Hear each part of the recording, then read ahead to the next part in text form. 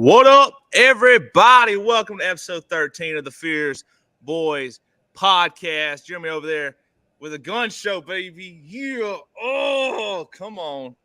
Let's go, man. Episode 13. Last week we made a return. Yes, sir. And we're back. Hey, big news. I let you know a little earlier. Last week I told you guys we're trying to get out our platforms, as much as we can. So we are on Podbean, which is where you can find most of your, podcasts, stuff like that. But a new one jumping in on you. We're actually on Spotify as well. That was pretty big for us. So last week's episode is on there. Some of you may be watching on Facebook, might be following us on Instagram, and we're on YouTube as well. So doing big things over here, man. Last week we had fun talking about, the All-Star game, and we did not predict the home run derby. Well, if their pitchers would actually not throw sliders and changeups to them, I think Garcia would actually had a better chance. Yeah, I think so too.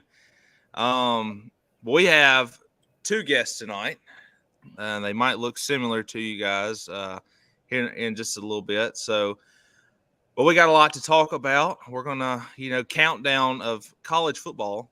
6 weeks, 39 days, folks. True. If that is too much to add up for 6 weeks, 39 days and a lot of hours to go. But we're right around the corner.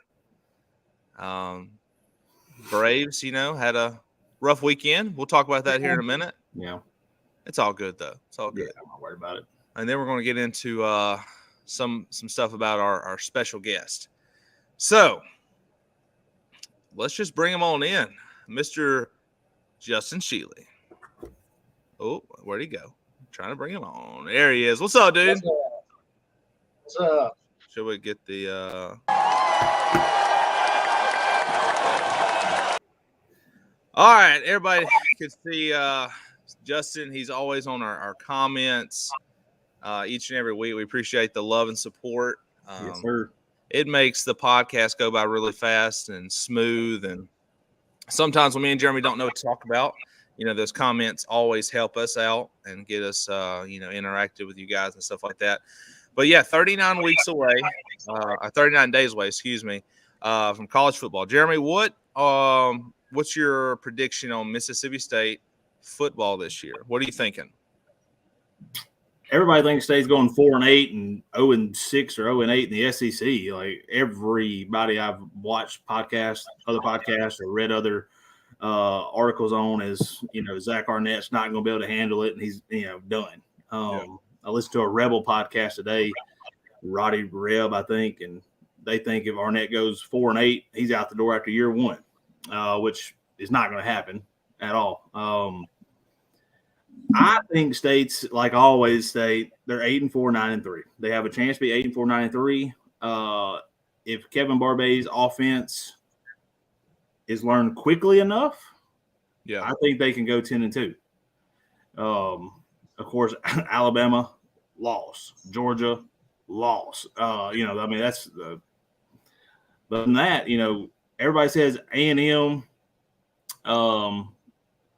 will beat us, but I think people don't realize we beat A&M just about every single year. It don't matter how good they are. Their place, our place. I think we've beaten them 4 of the last 5 years. Right. Kentucky's always, if we're playing them in Starkville, we'll beat them. In Lexington, they'll beat us. But we got them in Starkville this year. Auburn, I know Hugh Freeze is there, but they don't have anybody right now playing. I mean, this is a brand new whole team, So if I had to guess, I'm going 9-3.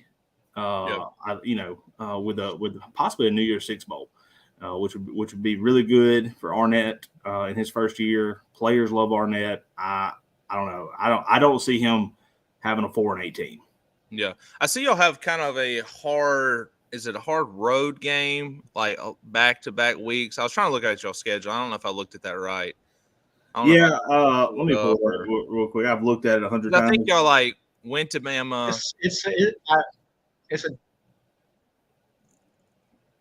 It's a tough stretch. Yeah, it's a real tough stretch. Well, it wouldn't be Mississippi State any other way. So, right. Justin, what's your prediction? While Jeremy's looking up the schedule and stuff like that, what do you think your predictions are going to be? I'm where Jeremy's at. We're 8-4, 9-3. Look at Mississippi State teams of the past since Mullen era. The talent that each team has every single year is enough to get 8, 9, or 10 wins. Will they get it? Don't know. But there's so much talent this team has, and something that no one's talking about is I don't think State or Ole Miss is getting the recognition that either one of them deserve at the moment. Yeah. Especially State. Because State is doing big things in recruiting. Yeah. And now so looking at State, I'm looking at State's schedule here. We open up with Southeast Louisiana. My gosh, you hope that ain't like 2007 when you got beat by Maine Black Bears. Okay, so that's a win, right? Arizona comes to town. Arizona is hot in Arizona. It ain't humid in Arizona. So I know it's a night game. That's gonna still be hot September 9th. Okay, State wins that game. LSU comes to town. That game's 11 o'clock.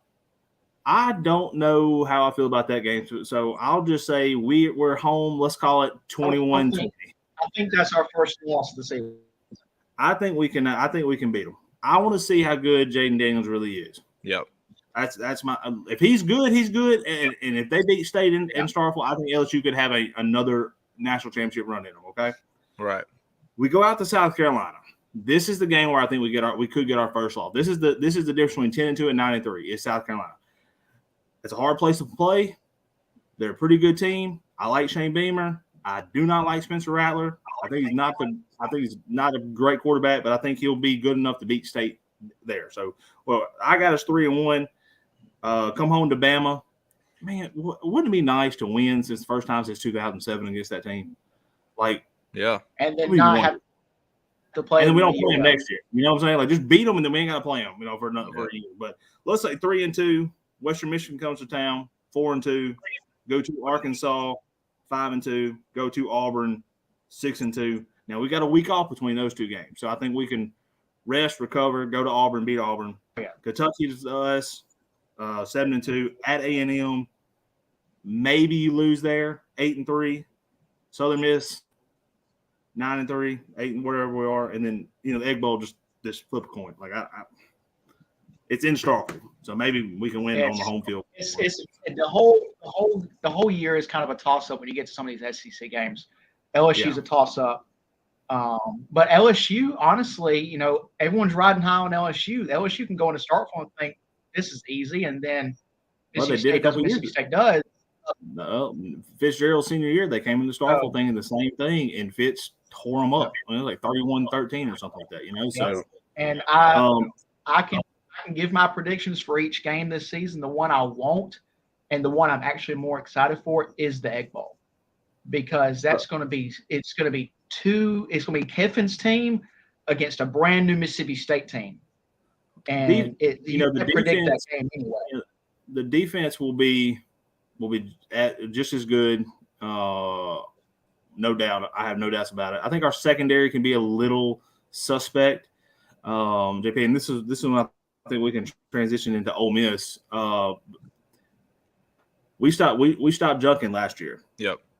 That man ran over everybody in the world except Mississippi State. Yep.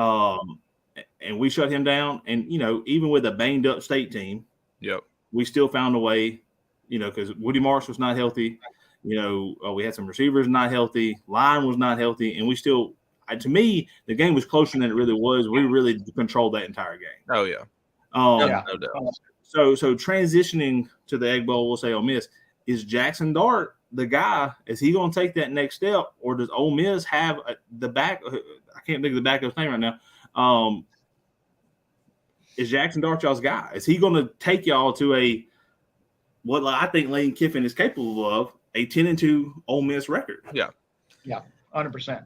I think he's capable for sure. Everyone is, I think, in my opinion, and including myself, they're expecting a Matt Corral second year type caliber from Jackson Dart. Jackson Dart's he's pretty good quarterback.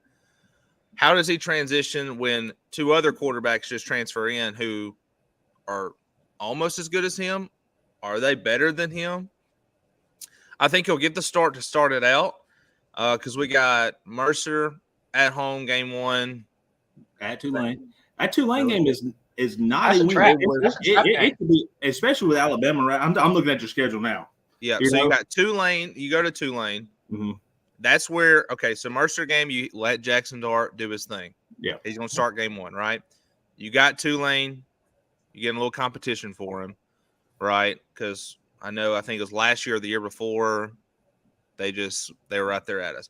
Then and you also got to think about this. This is the same Tulane team who's maybe lost a couple seniors, but just upset USC in the Cotton Bowl.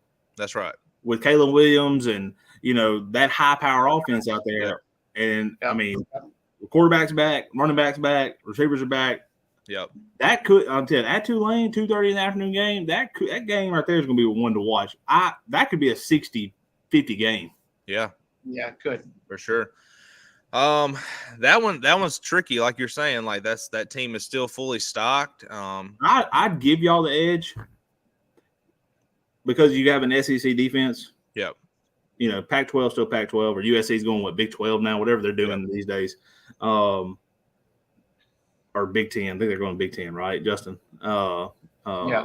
So I say you guys start out 3-0, and then you got two back-to-back games. You gotta get one. Yeah. So it's at Bama, and then at home against LSU. Yeah. And I believe there is an off week between the two.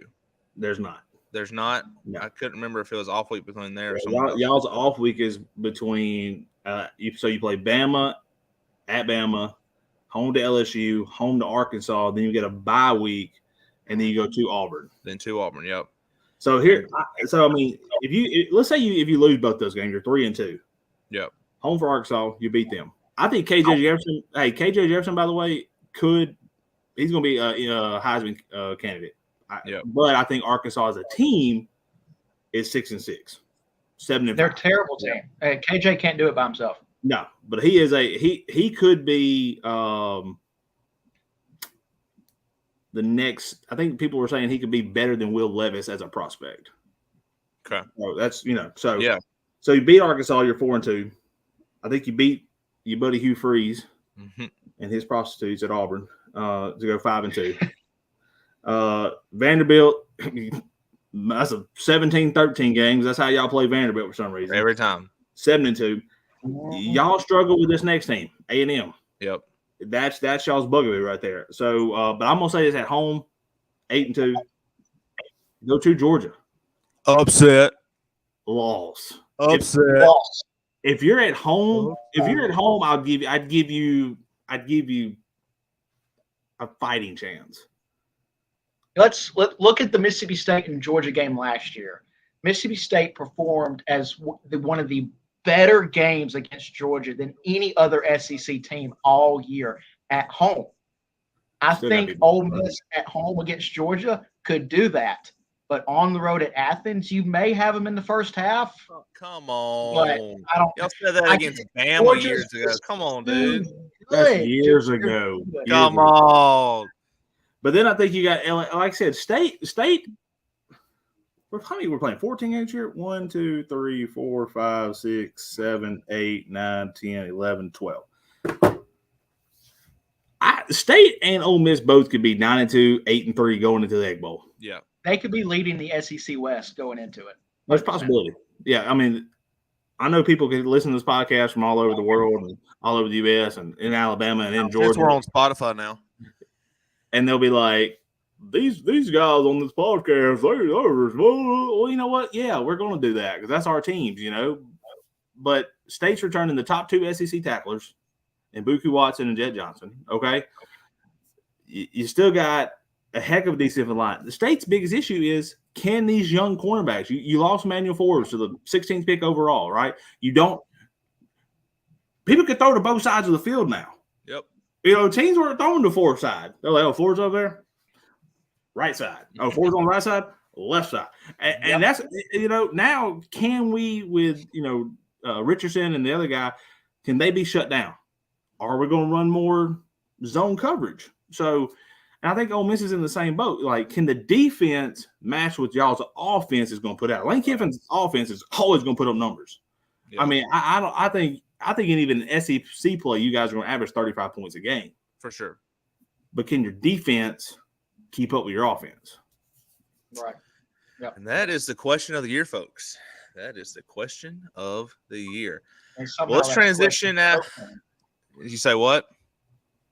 Somehow that's always the question for both teams. Oh, It's always the defense. I mean, for both of us, it always counts Thanksgiving Day. So, yeah, sure. Go 0-11 and you win the Egg Bowl. It's the best all that matters. Best season. Only trophy we need, I feel like. So, let's transition out of college football. Atlanta Braves talk. I know I got my Pirates hat on today. Jeremy's rocking that ATL hat on today. Pretty fresh. I don't have my Padres hat on.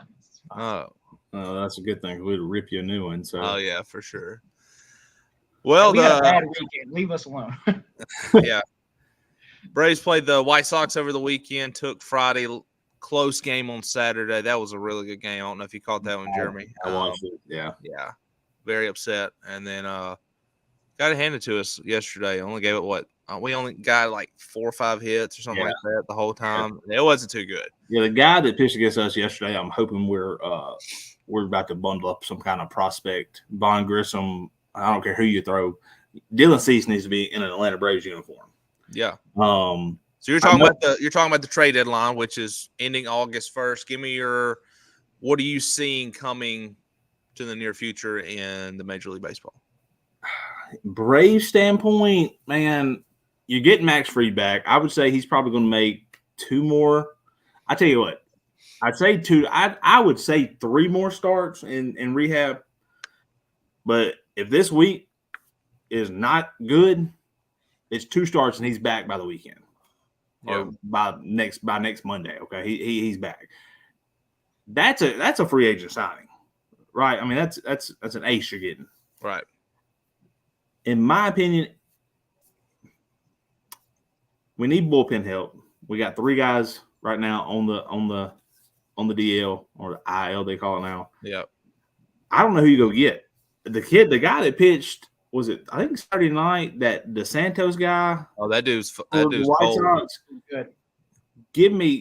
Find me a package that I can send whoever for Dylan Cease and that guy right there. I don't care if that guy, if they both go at the end of the year. I think you can find another shortstop down down the line. Arcia can hold it down for another couple of years. Oh yeah. So package a Von Grissom, send Brandon Shoemake, a couple of your, they got a couple Smith Solver, I think. It's not the lefty that's been up. There's one Smith. He's got a weird last name. He's in high A right now. Yeah. Package that guy. Maybe even throw in Dylan Dodd or send a package of 4 or 5 players for those 2. Yeah. And you get Max Fried back. I don't think you can beat Atlanta in the postseason. Yeah. Most definitely. I think bullpen help is always going to be what's going to get us to that championship for sure. 100%. With Mentor going out a couple days ago, that of course doesn't help. And then Anderson's out, Dylan Lee's out. And you lose 2 out of 3 of the White Sox, but on Saturday you got a left fielder who I love. Thank you for helping us win the NLCS a couple years ago to get to the World Series, Eddie Rosario.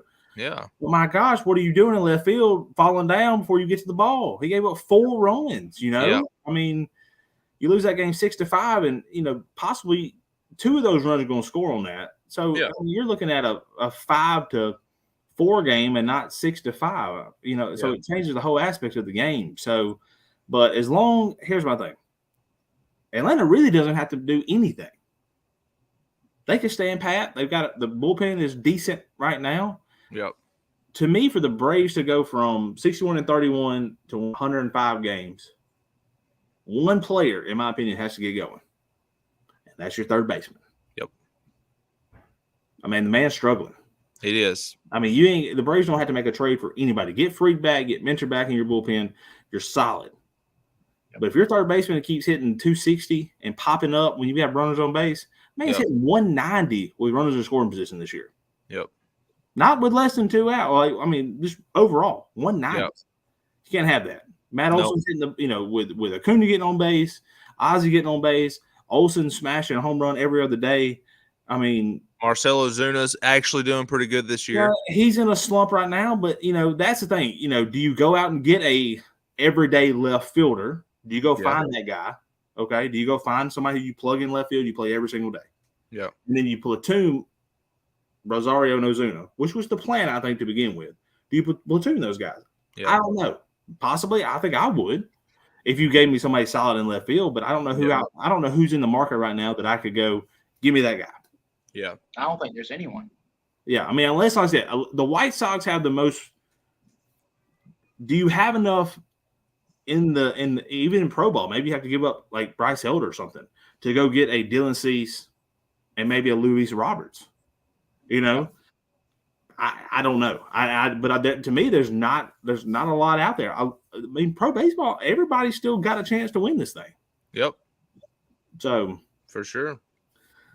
What you thinking, Justin? You seen any? I mean, it don't have to be, for your team or anything like that. Are you seeing something that catches your eye? What you're kind of hopeful for, or whatever? So when it comes to trade deadline, when it comes to the Padres, I'd ask any San Diego fan, and they will not give you opinion, because the management in San Diego does not do a very good job at trade deadline or free agency or anything like that. I think they keep their key guys, but San Diego's almost kind of in a slump that Atlanta's in. You have guys that go down with injury, and the bullpen is no help. The biggest thing I want to see is AJ Peller's a great GM out there. I think he's really good. Yeah. But you got the Diamondbacks who are on fire. The Dodgers are the Dodgers. The Giants are good right now. You're in a tough division. I mean, the Braves division is tough, but you still got the Nationals you can go beat up on.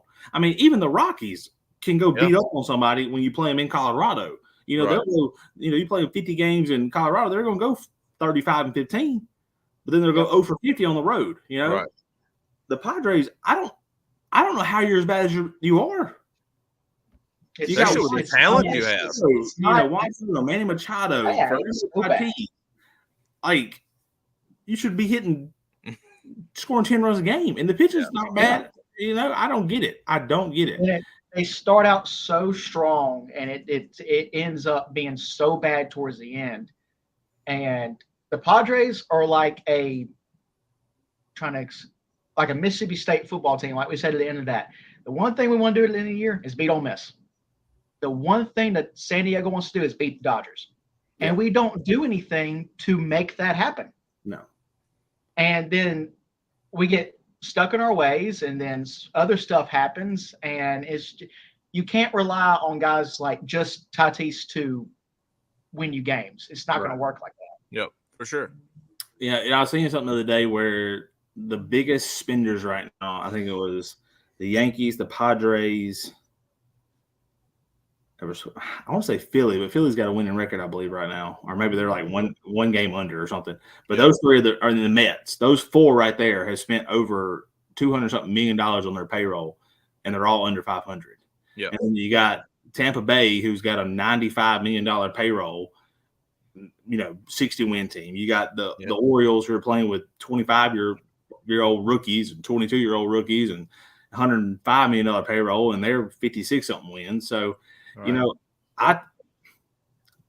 And those are the four teams where everybody's like, well, the Angels are going to trade Shohei Ohtani to them. No, they're not. If the Angels trade Shohei Ohtani, you better trade. You're going to give up 20 prospects to get Shohei Ohtani. Mm-hmm. So speaking of Shohei, do you think he's going somewhere? And if he does, whoever gets him, if you think about it, right? If he goes to the Rockies or he goes to the Diamondbacks, Ohtani's going to be with them for 3 to 4 months. Okay, so like, you're going to give up everything for 3 to 4 months of Ohtani. So if you are, because I keep seeing Tampa Bay's name thrown in this, a team that has no money. I saw the Diamondbacks this morning. So I haven't seen that one yet. So I know he likes West Coast. Most of your Chinese-born players, Japanese-born players want to be on the West Coast. Yep. So it makes sense if he goes anywhere, he goes across the road to the Dodgers. Yep. Right. The Dodgers have the prospects to give up for 3 months of Ohtani to make a run at an offer in the offseason. Now, here's my thing. And I see people throwing the Braves name in there. Well, he could play left field. Shut up. No, I don't, because at the end of the day, I want in 4 years, in 2 to 3 years, I want money to send Ronald Acuna to a 10-year, $300 million contract. Yeah. I don't want him to be in any other uniform the rest of his career. That's okay. Right. Ohtani's going to he's going to want a 10-year, $300, $400, $500 million contract. 10-year, $500 million. He's 28 years old. Yep. 27, 28 years old. I do not want to pay a 38-year-old who has played 2 ways for 14 years, $50 million at 38 years old. That's a Dodger thing. That's what they do. Yep. I think here's my take on the Ohtani. I think you're going to see the Angels stand pat, but they're going to go out and try to make big trades. They're going to make a push here. Yep. I think they're going to trade some of their high-end prospects. Maybe they go after a Dylan Cease, who's from California, or maybe go get maybe the Yankees are selling in the next week or two if they can't figure things out, and maybe you go get a Lucas Giolito. I think if I'm the Angels, I know Ohtani wants to stay, but he wants to win. I got to get him more help. I mean, you got Anthony Rendon, you're paying like $28 million a year to get hurt every other day. I mean, I think the man's been on the injury list this year more than he has home runs this year. Yep. That's not good. So, and they got talent. Just put it together, Yep. So, for sure. But especially to keep Trout and Ohtani together, they need to do something, because that. Well, what about this? Do you trade Mike Trout to go get 4 or 5 players? If you're, JP, you're Alex Anthopoulos of the Atlanta Braves. Hey, I'll give you Mike Trout, but I want Michael Harris and 5 of your best prospects. That's a hard one. Okay, that's what I'm saying. I mean, how much is left on his contract, too? Do we know? He's got 4 or 5 years left. 4 or 5 years left. But Michael Harris might be the next Mike Trout, talent-wise. So, yeah. You got a lot of things to put in the basket for sure. All right, we're going to hit a quick commercial, and then we're going to bring in a very special guest. So enjoy this commercial. Oasis Grooming Barbershop, changing lives, one cut at a time. Shank It Golf. Do you know someone who keeps wearing that boring golf gear every time they play? Look no farther than Shank It Golf. They have the best polos and hats around. Just like the saying goes, feel good, play good. Use my code to get 15% off, and that's JPFEARS. All right. Very special segment here tonight. Me and Jeremy, of course, we talked about wrestling, a couple months ago. We had our buddy Tyler on here. Me and Jeremy grew up watching wrestling. Probably, man, I feel like all of our lives we just always watched it and got into it and stuff. But we got a very special guest here tonight. He's part of the OWO Wrestling. So let's just bring him on in. Let's bring in Mr. Larry Bates. What's going on, man? Oh. See, what's up, Mr. Larry? How's it going, man? See, it was going all right till you started that. Till you started that. Yeah, but I just made this podcast even better by being here. So you're welcome. Oh man, here we go. Here we go. I don't know like you own or in the comment section because yeah, all I got in my comments over here is loose booty. So Hey, let's speak on it. Let's just throw this out here. I don't even know half these people, but we're just gonna cover you up real fast with this little loose booty. I mean, Larry Bates. He means Bates. Here we go. We got another comment. Hey, loose booty. Ow, he's talking about Ole Miss right there. And there's your sister right there. That's so sweet. So sweet. Oh, but hang on. Loose booty, loose booty, loose booty. Come on. Let's talk about it, Larry. What brings you into wrestling? See. Okay, so OWO wrestling needs a change. Okay, and I'm bringing that change with me.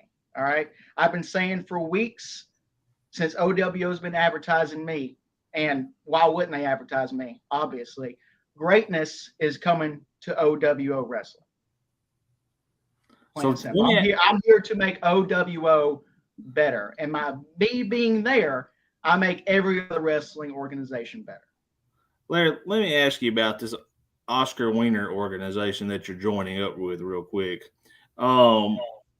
What's going to be your theme music is what I need to do. Is it Miss New Booty, since they call you Loose Booty? Gosh, oh my God. I found you. No. I don't even know where the loose booty thing came from. All right. Oh, you don't? Someone told me that. I don't even know where it came from. But all these people are so disrespectful, have no respect at all, calling me that. The name is Larry Bates. Larry Bates, LB squared. But obviously these people can't read or pay attention. Are you wearing Speedo? I am not wearing Speedo. Oh, okay. Who in their right mind? I mean, I just feel like the greatness of the greatness. I mean, you remind me of the Jerry the King Lawler. I'm just gonna say. Oh yeah. I feel like you're gonna get in the ring. You're gonna talk your talk. You're gonna the one strap off the side, and you're gonna hit me with a leg drop, maybe a backhand there for a minute, and then you're gonna put your crown on. And I'm gonna tell you this right now: Jerry Lawler's in the past. Jerry Lawler in the past and Jerry Lawler now couldn't lace my boots. Oh, okay. All right now. I mean, Jerry Lawler now. I feel like after your first match, you ain't gonna be able to lace your own boots.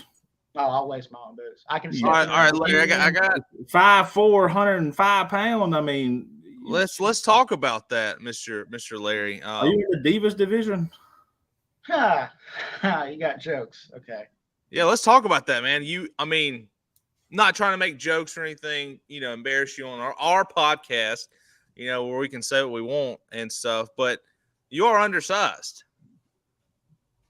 And a guy like me come up basically just destroy you, man. Like, how are you going to defend yourself in the ring? I know what it is. I just figured out what OW. It's midget wrestling, ain't it? This is midget wrestling. First of all, I just figured you in the midget wrestling division, ain't you? No, that's what it is. No. You talking about me being undersized? Okay, I get that. All right, I may not be as big as the likes of, let's say, The Undertaker or Batista or something like that, but one of the greatest luchadors of all time was Rey Mysterio. Yeah, a guy that was undersized. Hey, Mr. Larry. Oh, you're not Mexican, though. I don't care. I don't have to be. I don't have to be at all. I mean, you are as big as Ray. Thank you, Randall, for pointing that out. That is great. But yes, I think OWO, like Jeremy said, I think you're promoting the midget wrestling. I like that. Out of Gatlinburg, Tennessee, you're like Andre the Giant to those guys. That is awesome. I love it. I am years beyond Andre the Giant. First of all, where are you going to be wrestling? Look, where are you wrestling at? Is it on TV? Give us some dates. Okay. Give us your first match. When's the championship match? What's your finishing move? Like, spill it to me. Look, I'm gonna quit being mean to you and you organization. Let's promote Larry Bates right now on the Fierce Boys podcast. Okay. When do you debut? Here's what we're gonna do. Okay. So OWO has a couple shows coming up in August. We've been taking a little break. So August 11th, we'll be in Pontotoc. August 12th will be in Manatee. I don't know why in the world they chose Manatee of all places, but unfortunately we have to go there. So Pontotoc and Manatee. All right. Now, people have been asking me, when are you stepping in the ring? When's your first match? Who's it going to be against? And I understand people are in high demand of yours truly, Larry Bates. But since everybody on social media wants to be so disrespectful, okay, then I will announce my first match when I want to. Okay. That's great. How are you? That's great stuff, man. I'm just kidding. I won't kick him back on here. Come on, loose booty. What's wrong with y'all? How are you training? Where are you training? So I am training actually in Amory, Mississippi, my hometown. But so trying to get the word out. So it is, and a lot of people have been asking, do we have a couple events going on? And I think our CEO is going live on Facebook tomorrow to talk about more news and events coming up. And August 11th in Pontotoc, August 12th in Manatee. I need to call your CEO and get him on the podcast. I mean, Yeah. he wants to get on the podcast. I mean, come on. Yeah. Call him up. Get him on this thing. Okay. Well, I would, but he's just as disrespectful as everybody else. So he's created this loose booty thing, even when he doesn't want to admit it. He's created this whole thing. Is that so? Do they say loose booty because that's the name of your finisher? It is not the name of my finisher. It's not. I do not associate anything with loose booty. I don't know where it came your from. Loose booty finisher is going to be like Rikishi's old booty in the face in the corner. No. Is that your attire as well? He's got the attire too, Jeremy. Yeah. No, that is a pretty cool attire, but no. The old loose booty. No, I like it. So if we come to Pontotoc, will we see you, or do we have to wait till Manatee? I will be in Pontotoc. Unfortunately, I will be in Pontotoc. He won't be fighting because he's not going to release his first fight on the Fears Boys podcast because he's going to do it on his time. That's right. I will do it on my time when I'm good and ready. And plus, I haven't really found anyone that I would even want to step in the ring with. I mean, no one back there is going to be able to lace my boots. It's fine. What do I have to do to fight you? Hey, can you do open challenge? That's all I want to know. Open challenge for Larry Bates when you become champion, because that's coming, right? I mean, you're Larry Bates. You're the future of this business. Obviously, open challenge. I am the future of OW. I'm the future of pro wrestling. Period. I will have gold around my waist. Okay, that's good. You wearing like your own gold belt, Louis belt, yeah, like Louis Vuitton. Yeah. Although I do have a lot more style than most people, but that's wonderful. That's awesome. Jerry the King Lawyer mixed with Ric Flair. Oh, that'd be great. Oh, Ric Flair action. I like it. All right, Larry. What's your strategy? How do you fight? Are you a high flyer? Are you a run around the ring, get everybody tired? When they're tired, you buckle their knees? Are you the great Rey Mysterio, hit him with the 619 or the 662 since you're from Amory? Like, I need to know what you got going on there. So here's the thing. I'm not for all these flips and jumps and everything. I ain't doing all that. Why would I want to sacrifice my well-being to entertain everybody else? All right. I'm not there for the fans. I'm there to make money and win championships. All right. So I'm there to, plain and simple, I'm not going to be jumping around the ring like some idiot. All right. Punches and kicks. That's all I need. That's all I need. So you don't want to be running around the ring like an idiot, but you just shouted out the great Rey Mysterio who ran around the ring and I was talking about his size. His size alone. He talked about his size. Okay. Now, what's your finisher? I see you as like a figgy four-lug guy. Oh. Now, I have some stuff in mind, but I may have some competition that may want to watch this podcast. So why would I give away my finisher? If you say choke slam, I'm getting off the podcast. Hurricane did it. I mean, Hurricane. It's midget wrestling, bro. It doesn't matter what his finisher is. That's true. Look, you see Justin trying to choke slam a 6'2" guy. Come here. Help. It'll happen. Oh, I'm sorry, Larry Bates. I didn't mean Justin. Sorry, Larry. Sorry, Who's Larry. Justin? Thank you. Who's this Thank you. Justin?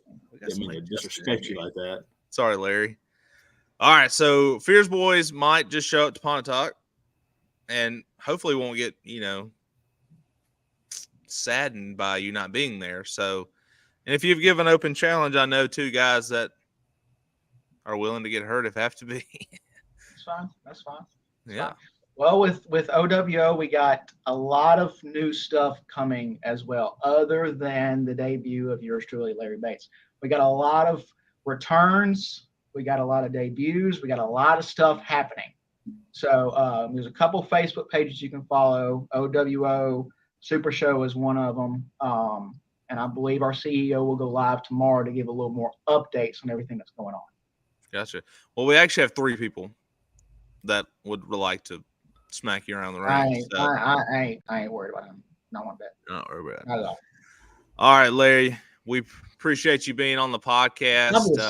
Obviously. We'll see you in Pontotoc, I look forward to it. and hopefully you can have gold around your waist. I will have gold Where it around my rightfully waist. belongs, Mr. Bates. Hey, look, Thank you. I'm rooting for you. I'm gonna give you a hard time. That's right. Unless you have an open challenge, then I won't root for you. No. I'm gonna. Fair enough. Fair enough. Yeah, we appreciate you, man. We like to give you a hard time, trying to break your character a little bit. But, yeah, we're rooting for you. Guys, go check it out, OWO Wrestling. Find it on Facebook. Find Larry Bates on Facebook. Everything will be posted through it. That's yours truly down there pointing at itself. So, all right, Larry, we'll check you later. I'll see y'all. All right, dude. So, Larry Bates gonna be live in Pontotoc next month. I hope Larry doesn't get hurt. I hope he doesn't either. We'd like to get him. I mean, as long as he doesn't break his hand, he can keep doing the comments. I mean, that's all that matters to Yeah. us. Keep getting Yeah. yeah, just keep the left hand getting hit. That's all good. Well, I ain't got nothing else to talk about. I think we wrapped up just about everything. Like I said at the beginning of the show, we're on Podbean. We're on Spotify. You're probably watching on Facebook. Go check us out on Instagram and YouTube. And just keep supporting us. We love hearing from you guys. Until next week, we will, I guess, catch you guys later. See ya.